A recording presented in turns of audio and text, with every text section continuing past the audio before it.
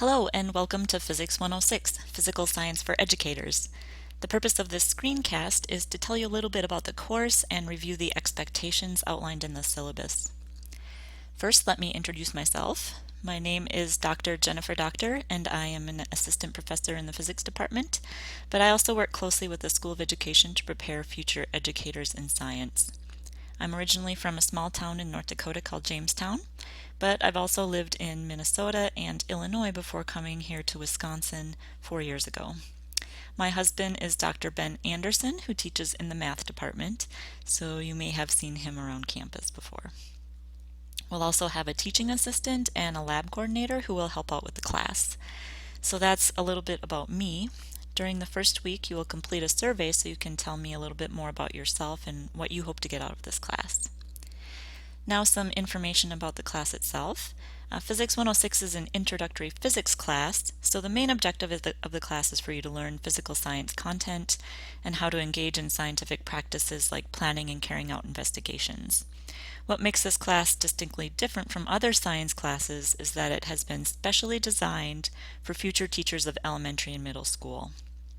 So many of the activities and demonstrations we'll do can be adapted to use with young children. In fact, the electricity curriculum that we use is the same one they do in 4th grade over at Emerson Elementary School. So if you take a look at the syllabus, the top part will include my contact information. I haven't quite set my office hours yet. They'll most likely be on Monday and Tuesday afternoons. So I'll provide that information the first week of class, and I also typically have additional office hours prior to exams and quizzes. All of them will take place in my office, which is 2030 Cowley Hall. I also do office hours by appointment, so if the times don't happen to work with your schedule, you can send me an email and we'll find another time to meet. I've also included a link to my Google Calendar on the syllabus and on D2L so you can check my availability that way. So we have two sections of the course. One is going to be from 8:20 to 10:50 a.m. on Mondays and Wednesdays, and the other one is 12:05 to 2:35 on Mondays and Wednesdays. So if you're in the morning section and you oversleep, there's a possibility that you could attend the other section of the class. And all classes will be in Cowley 221, which is on the second floor. So if you are fairly new to UWL, the university uses a course management system called Desire to Learn, or D2L. And so all of the course materials, including PowerPoint slides and handouts, will be posted there. You can access D2L from the main UWL website if you click on the quick links, which is shown here. Then you'll get to this menu, this drop-down menu, and you can click on D2L. And then you'll see this page where you can log in, select to log in with your net ID and password. You can also access this page by just going to uwlax.edu/d2l. And then you'll select the hyperlink for the Physics 106 course. So when you have your D2L site open, I'll kind of just tell you a little bit about where you can find information. So in the Content tab, which is right here, you'll be able to locate information about the course, such as the syllabus, calendar, how to link to submit your journals each week. You can download the PowerPoint slides for each class. I'll try and have those posted at least a day in advance. Information about projects like our house wiring project and children's museum project, and the practice quizzes that are in your workbook. The answer keys will also be posted there. In the quizzes tab is where you will locate the online D2L quizzes to complete your homework. There are 5 homeworks throughout the semester, and also an essay about your experience at the Children's Museum. News items will be posted on the course home periodically, and also you can stay updated on your grades on that online gradebook with the grade tab. So on the first day of class, you will get a workbook, which looks like this. It's a spiral bound workbook for the class. And so that will have all of our activities and notes.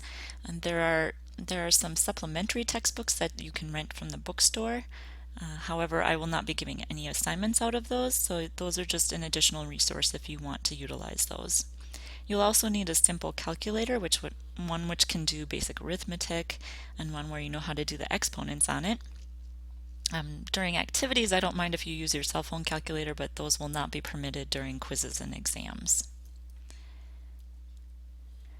So the format of the class is what we call an integrated lab lecture. So we're going to be combining hands-on activities with some lectures and direct instruction sprinkled in as needed. The main topics that we're going to look at in the class are matter, motion, electric circuits, magnets, and waves. And waves include sound and music, light and color, and light interactions with matter like mirrors and lenses. So in addition to learning about these science topics, we're also going to consider common difficulties that young children have when they're learning about these science topics and explore new science standards which just came out in 2013 called the Next Generation Science Standards. So here are some pictures of a couple of in-class projects that we do, like building roller coasters out of foam pipe insulation with marbles. So you can see all the smiling faces excited about doing physics, and maybe you even recognize some of these.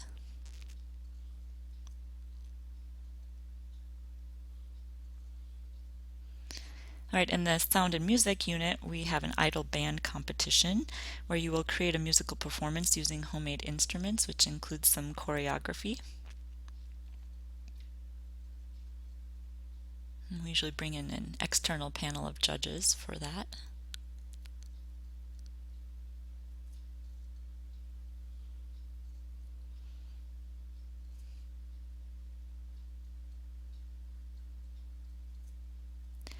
You can refer to page 2 of the syllabus for some specific learning objectives for the course.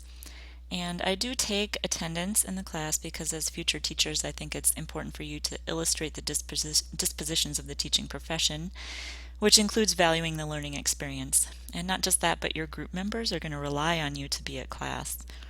And if you know you're going to have to miss a class, please send me an email in advance. It may be possible to attend the afternoon section if you miss the morning. I do permit the use of electronic devices during class activities such as cell phones, laptops, and tablets, but I do ask that you be respectful. If someone is talking, either I'm talking or one of your group members is trying to talk to you, please refrain from texting or using your phone. We usually take a 10-minute break halfway through the class so that you can also conduct your e-business at that time. All right, so here's the part that you probably want to pay attention to, the assignments and information about the grading scale. So note that most of your grade is going to be based on exams and quizzes. There are going to be 3 exams which each contain 50 multiple choice questions, and there are 5 quizzes, and the quizzes are a combination of short answer and multiple choice. Practice quizzes and exams will be provided in your workbook. The weekly journals will be submitted online using a link to a Google form, and that link will be in the syllabus and on D2L, and the homework will be in the form of online D2L quizzes. So the purpose of the journals is just really, it's kind of twofold. One, to help you reflect on what you've learned that week, and also to let me know what things are still confusing for you so that we can address them again in future class periods.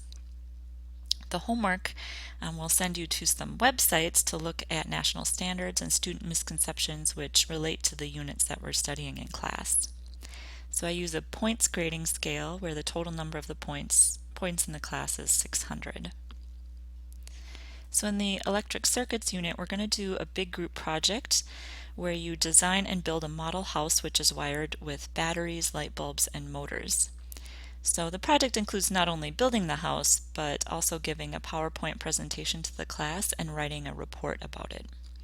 So we're scheduled to have some in-class work time on November 2nd this semester, and we'll be doing the presentations on November 4th. So I wanted to show you a couple of pictures of some of the great themes that we've had for houses in the past. You get to pick whatever you want to do for your theme. We've had Finding Nemo, a Pac-Man board, Blue's Clues, tend to have a lot of movie and television show themes.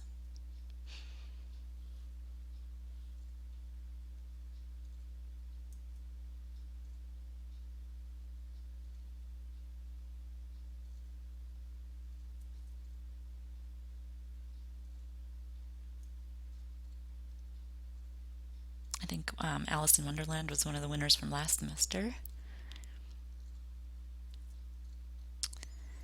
Alright, so we also have a great partnership with the Children's Museum for a service learning project during their STEM Saturdays events. You and a partner will select a demonstration or activity from class and display it for children at the museum. I'll be posting a sign-up sheet probably in the second or third week of the semester. This semester, our Saturday dates are October 17th, November 7th, and November 14th, with show times at either 10 a.m. or 12:30. You only sign up for one of those show times, so please plan your work schedule to allow at least one Saturday that you're available this semester to participate in that. And so here are some pictures of popular choices at the Children's Museum: riding a hovercraft, an air bazooka gun which shoots a ping pong ball through some soda cans, density or matter and sinking and floating. Electricity, we have this thing called a fun fly stick here. You can see that a piece of tinfoil is hovering above the fun fly stick with static electricity. We have some testing out whether things can conduct electricity or not in basic circuits, and also the Van de Graaff generator, which makes your hair stand up. And we have a couple different things with magnets and electromagnetism too. And then also waves and sound and music. Sometimes people do a make and take where they have kids making string telephones. So the last part of the syllabus will just be a reminder to abide by the rules for academic conduct that are set out by the university. In addition, please let me know if you have any allergies or special needs. We do sometimes use latex balloons in this class. All right, so all of the units are laid out on the calendar in the syllabus along with the homework, quiz, and exam dates. I'll use these labels when I post things to D2L. For example, the first PowerPoint slides will be called Matter Day 1 for Wednesday's class. All right, so you can kind of see when some of the deadlines are highlighted there. Things get pretty busy in November, so you can kind of see we'll have our house wiring project and presentations. 2 of the Children's Museum dates are in November, and also a quiz on electricity and magnetism and an exam. All happening kind of right in that time before Thanksgiving, so just be aware of that. Then after that, things kind of slow down a little bit. We only have a few more weeks before we have our final exam. So you see we'll have 2 options based on the course sections, but you'll be able to attend either one of those final exam times. Alright, so again, welcome to Physics 106, Physical Science for Educators. I'm excited to meet you and get to know more about you. Check the D2L news section for additional announcements, and remember to respond to an introductory course survey by 5 p.m. on the Friday of the first week of class, September 11th. One of the items on the survey will ask you what questions you have about the syllabus and course expectations, so we can clear those up right away. Please notify me of any allergies you have, especially latex allergies, since we are planning to use balloons right away, I think, on the first day of class. So I look forward to seeing you soon.